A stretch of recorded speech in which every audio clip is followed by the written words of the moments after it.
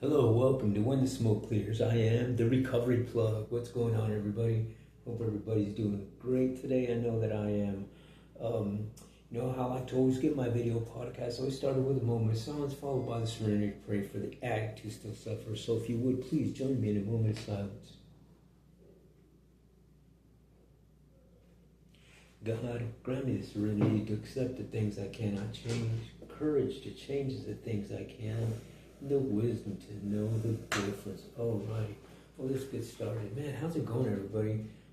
Today's a pretty good day. I'm started the day off pretty good. I mean, I made a meeting today, which was great. You know, going to meetings. The meeting I refer to as I attended an NA meeting today, so that was pretty cool. I like going and listening and sharing sometimes, right? But what I wanted to talk to you about today is let's see, it was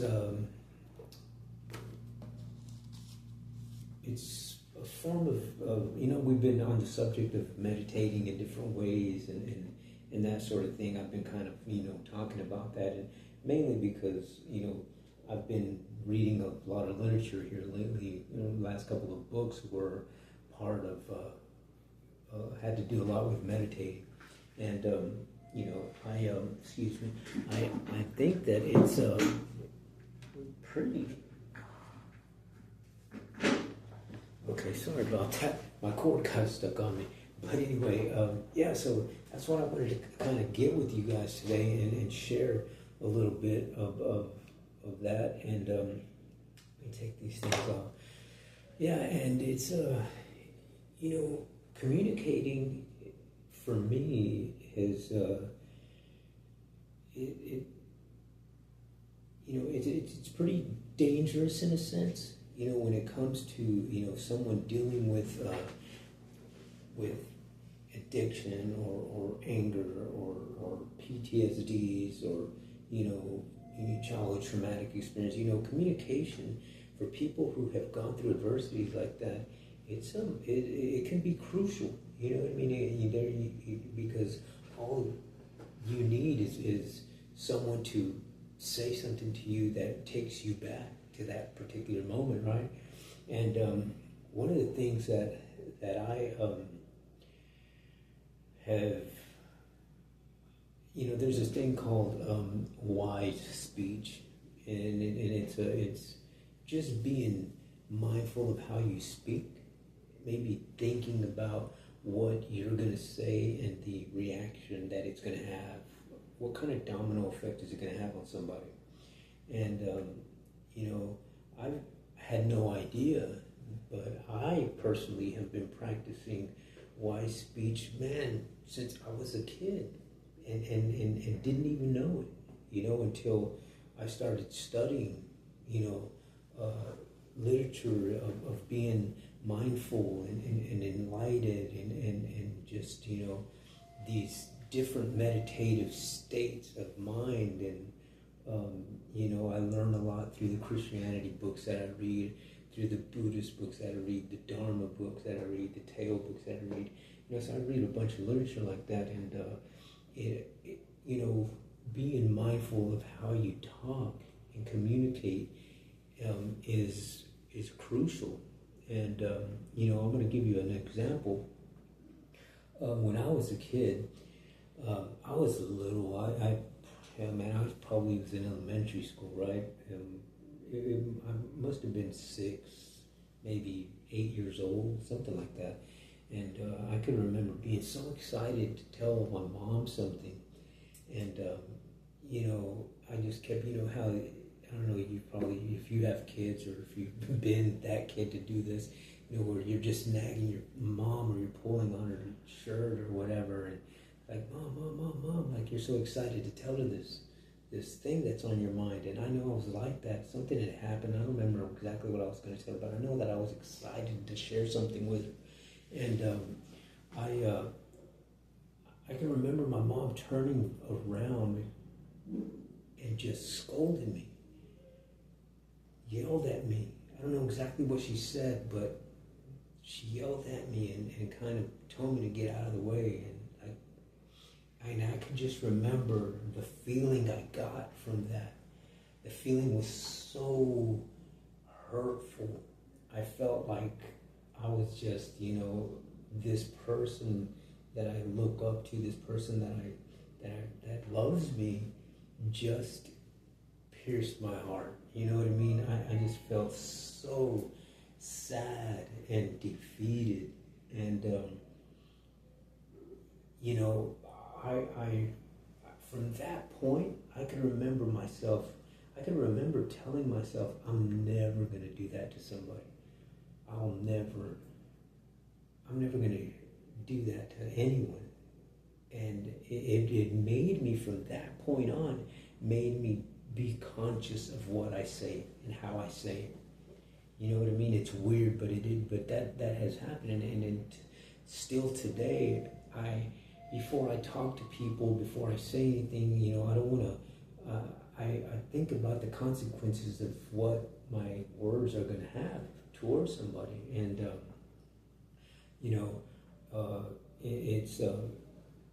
it's funny because, like in my own, when I was, when my kids were smaller, I could talk to my kids. I'm open, communicative with them. They talk to me about whatever, right? And we don't hold anything back with each other. But when they talk to their mother, it's totally different because their mom communicated with them in this different way. You know what I mean? Whether the situation was called for being disciplined, aggression, or whatever it is, you know what I mean? The mom communicated in a little bit different tone than I did. And so, I have always been like that, right? And when I started reading this type of things in these literatures, that I had no idea that I was wise communicating, mindful thinking, mindful communication, and that sort of thing. But it's crazy because it's, communicating is not just being mindful of how you communicate and what you say, but it's also just knowing to be quiet. Being quiet and just listening is a form of communication that a lot of people don't realize that it is just as important as trying to get your point across. And you'll find it that when you take time to listen, because I can remember times when I would talk to my kids or they would communicate with me and they're telling me something and I would interrupt real quick with my thought. And they're frustrated because they didn't get to finish what they were going to say. So I'm real mindful about that kind of stuff. And now when I talk to people, I just be quiet and let them elaborate on whatever it is that they're talking about. And you'll find it that usually when you do something like that, it not only gives you a little bit more time to process what somebody's saying, but it also allows you to process what your actions are going to be. You know what I mean? And you'll find it that it's very healthy to do that, to listen, and to sometimes maybe not even say anything at all. You know what I mean?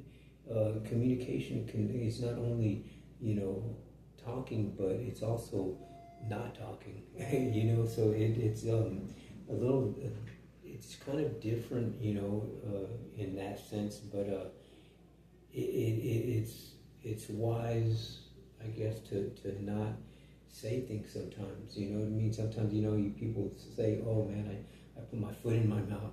You know what I mean? And it's exactly that. Is that, and people do that in today's world. They do that a lot in communicating through their phones, right? I mean, how many times have you got a text from somebody and I honestly, I can't stand texting. You know what I mean? Because texting can be interpreted in many different ways. You get a text and somebody's saying something to you and they're thinking it's going in a certain way, but you're taking it a different way. So that is a very good example of being mindful of your communication, you know, and talking with someone via text or an email. But I mean, at least I guess in an email it's a little bit different. Maybe, well, maybe not. But like I guess because texting and nowadays people are really abbreviating and shorthand things, and you know, just a couple of letters means, you know, a big sentence or whatever, you know. But when, you know, in an email you can actually write the story out of what you're going to say and explain it how you want it to come out. And it is yeah. So it's just one thing, you know. I wanted to read something to you here for a minute, just to kind of touch on something. And this is it's an acronym that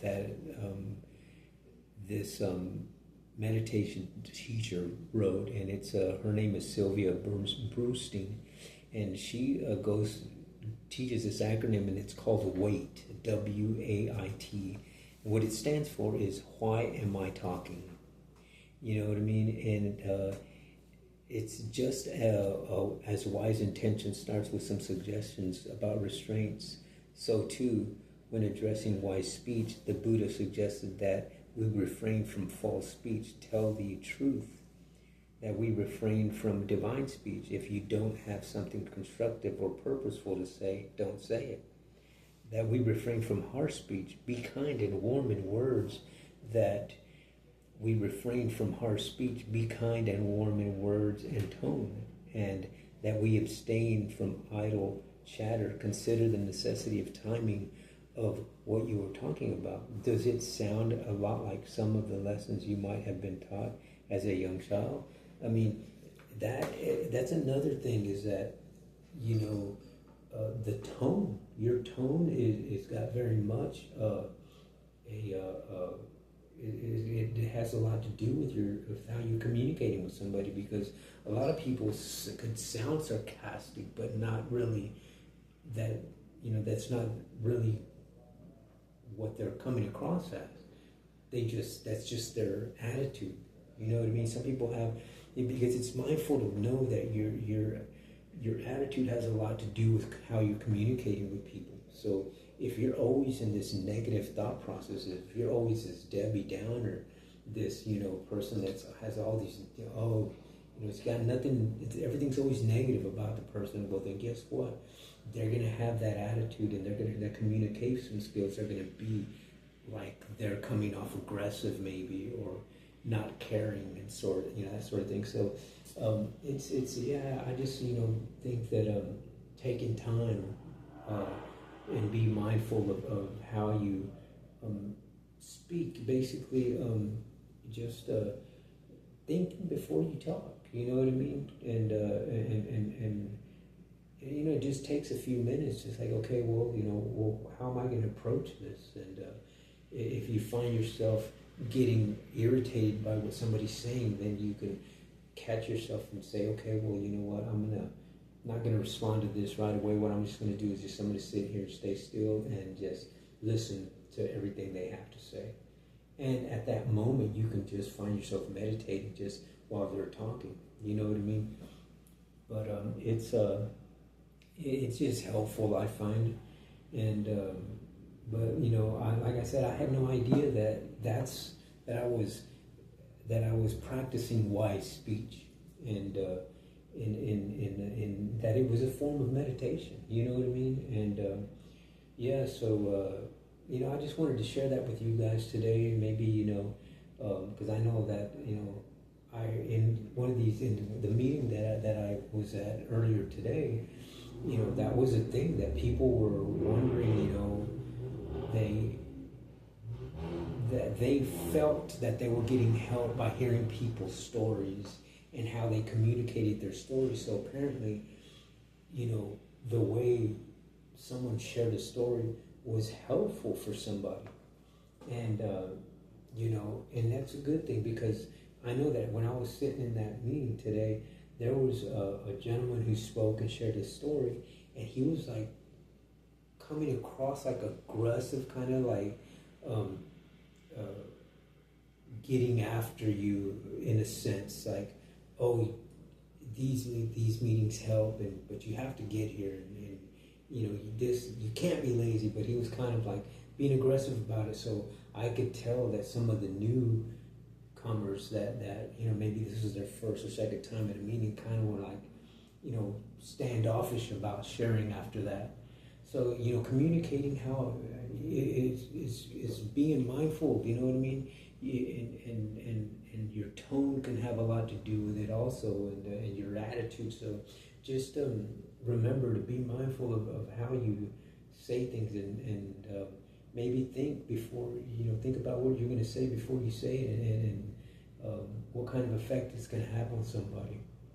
But so I just wanted to talk to you guys about that today, and it's a practice that I do, and it's a helpful practice. It's helped me along my journey in recovery and spirituality, and then just to stay positive in life in general, because it changes you. It changes your attitude. It changes your perception of life, of how you're doing things, and you attract things and people in different ways like that.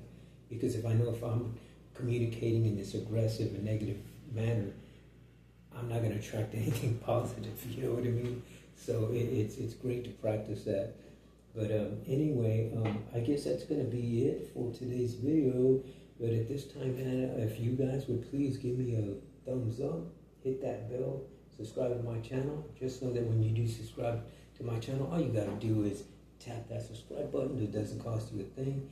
And know that when you do tap that subscribe button, you'll be helping out another veteran, another homeless person, another person dealing with PTSD, another person dealing with childhood traumatic experiences, another person dealing with drug addiction, alcoholism, and depression, anger, suicidal thoughts, those types of things, because I personally dealt with all of those things myself at one point in time in my life. So that's why we do these videos, to share the message to the addict who still suffers, and to anybody who's in this struggle. So please hit that subscribe button, share my channel, and I would greatly appreciate that. So I guess until the next time, man, on When the Smoke Clears, I am the Recovery Plug.